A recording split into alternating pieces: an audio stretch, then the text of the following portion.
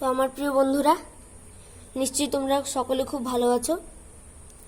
আজ আমরা শিখতে চলেছি গুণনীয়ক বা উৎপাদক বা ফ্যাক্টর। তো প্রথমেই আমরা জানব গুণনীয়ক বা উৎপাদক কাকে বলে। কোনো একটি সংখ্যা অন্য কোনো সংখ্যার দ্বারা সম্পূর্ণরূপে বিভাজ্য হলে দ্বিতীয় সংখ্যাটিকে প্রথম সংখ্যার গুণনীয়ক বা উৎপাদক বলা হয়। আরেকবার বলছি, কোনো একটি সংখ্যা অন্য কোনো সংখ্যার দ্বারা সম্পূর্ণরূপে বিভাজ্য হলে দ্বিতীয় সংখ্যাটিকে প্রথম সংখ্যার গুণনীয়ক বা উৎপাদক বলা হয়। এবার আমরা কিছু উল্লেখ্য বিষয় জানব। পয়েন্ট নাম্বার 1, কোনো সংখ্যার দুটি উৎপাদক অবশ্যই থাকে, এক এবং সংখ্যাটি নিজে। পয়েন্ট নাম্বার 2, কোনো সংখ্যার বৃহত্তম উৎপাদক হলো সংখ্যাটি নিজে। যেমন ধরো 6, 6-এর উৎপাদকগুলি হলো 1, 2, 3 এবং 6। এদের মধ্যে দেখো 6ই সবচেয়ে বৃহত্তম উৎপাদক। বুঝতে পারলে তোমরা? এবার গুণনীয়ক বা উৎপাদক কিভাবে নির্ণয় করা হয় আমরা জানব।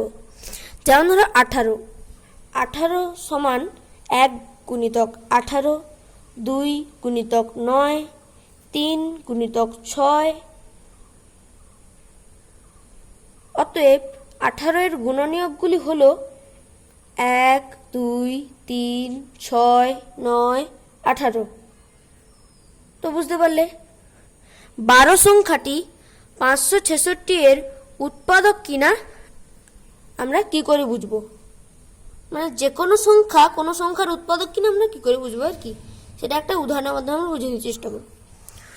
কোনো সংখ্যা অন্য কোনো সংখ্যার উৎপাদক কিনা জানার জন্য দ্বিতীয় সংখ্যাকে প্রথম সংখ্যা দ্বারা ভাগ করা হয়। এখানে দেখো আমি 566কে 12 দিয়ে ভাগ করেছি। কত উত্তর বেরিয়েছে? 48। 566 সংখ্যাটি 12 দ্বারা সম্পূর্ণরূপে বিভাজ্য, তাই 12 হলো 566 এর উৎপাদক।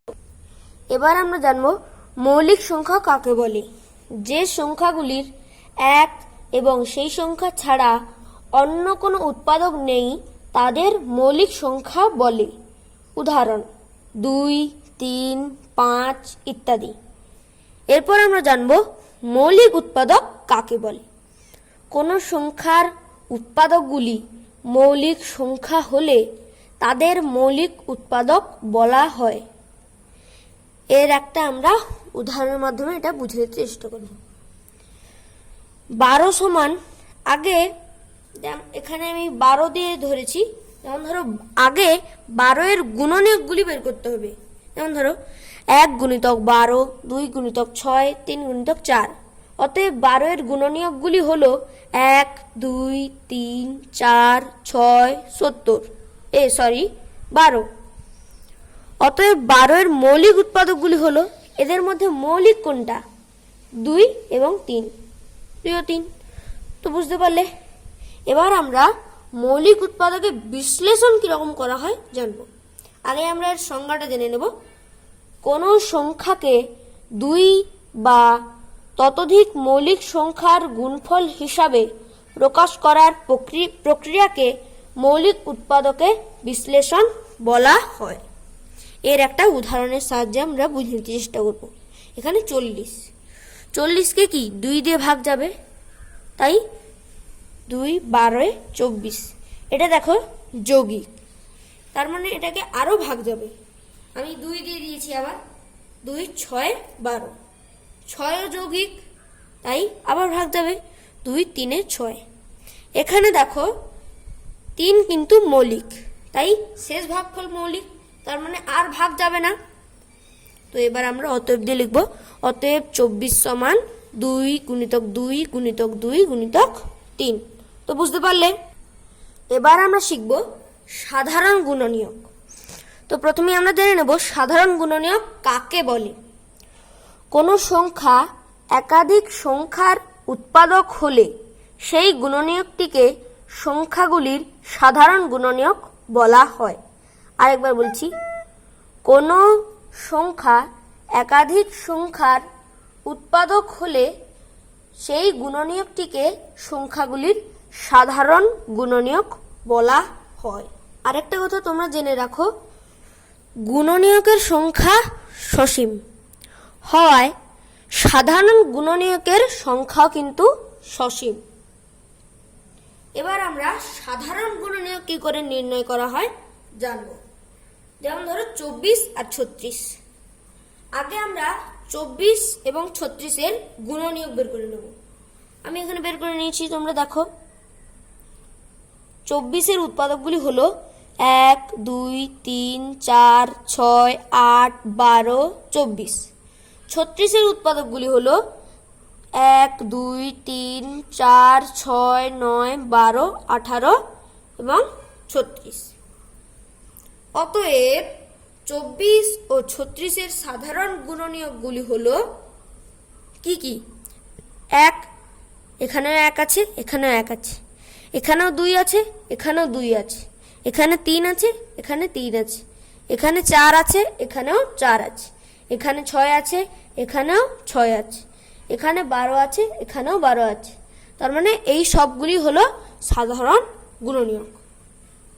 1, 2, 3, 4, 6, 12। তো বুঝতে পারলে? এবার আমরা পরস্পর মৌলিক সংখ্যা কাকে বলে শিখব।